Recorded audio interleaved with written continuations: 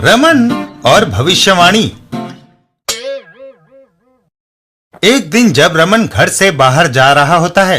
सुनते हो जी, भविष्य फल में लिखा है कि तुम्हारी राशि के लिए आज का दिन अच्छा नहीं, किसी न किसी दुर्घटना की संभावना है, बाहर मत जाओ। बकवास, मुझे दफ्तर जाना है कमली। अगर तुम्हारा बाहर जाना जरूरी है तो मैं भी तुम्हारे साथ चलूंगी और देखती रहूंगी कि तुम्हारे साथ कोई दुर्घटना ना हो जाए। कमली रमन के साथ चल देती है। रास्ते में एक बच्चा केला खाता हुआ जा रहा होता है और वह छिलका पीछे की ओर उछाल देता है।